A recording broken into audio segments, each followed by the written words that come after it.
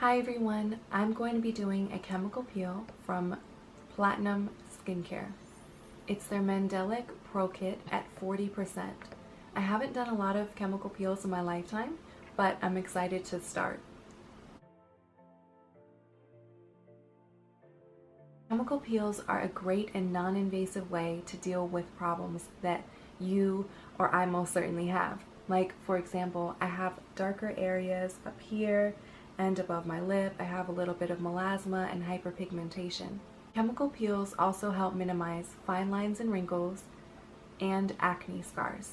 When you're doing a chemical peel, you want to start with a clean face. So ideally you want to use an acid cleanser, so this helps balance your pH and any oils that you may have, it will help strip.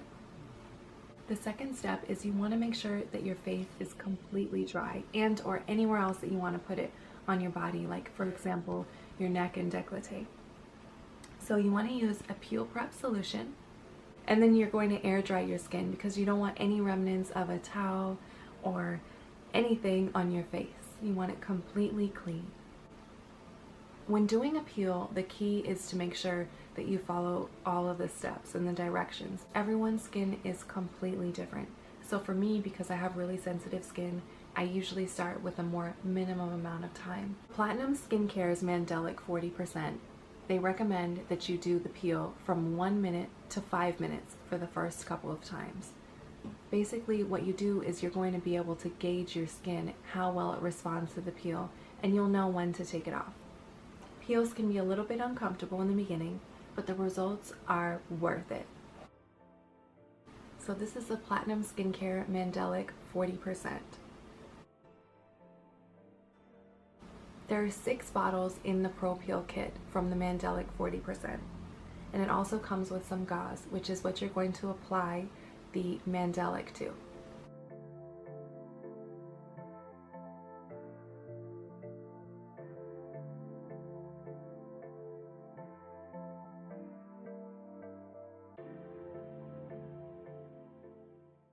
I've had mine on for about 3 minutes now, and I'm going to bear it until 5 minutes, and then you're going to take it off with a neutralizer. This is actually the neutralizer that I created. You can get a neutralizer, of course, but this one is baking soda and water. And so basically I'm going to dip my cotton balls in here. I just washed my face and my skin feels amazing. If you feel any kind of irritation on your skin still, like the tingling, the itching, any of the feelings that you feel when you're doing the peel, that means that you haven't completely removed it. So you have to make sure to thoroughly clean your skin after using the neutralizer and then the cold water.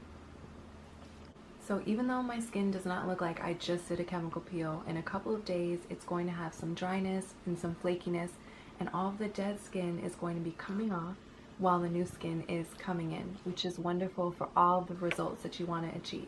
Make sure that you use a nice and light moisturizer. For me, I'm going to use Platinum Skincare Emu Oil, which is a great alternative to any kind of moisturizer that you could think of after, because it's so healthy for your skin.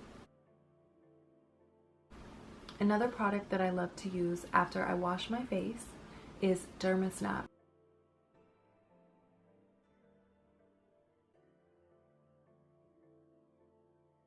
It smells amazing, like a light orange scent. So my next product from Platinum Skincare is the Retinol 10.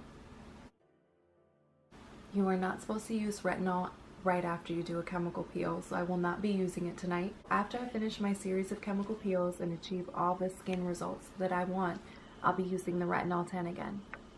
When you're using retinols and you're doing chemical peels, it's really important to not go in the sun at all because your skin is hypersensitive.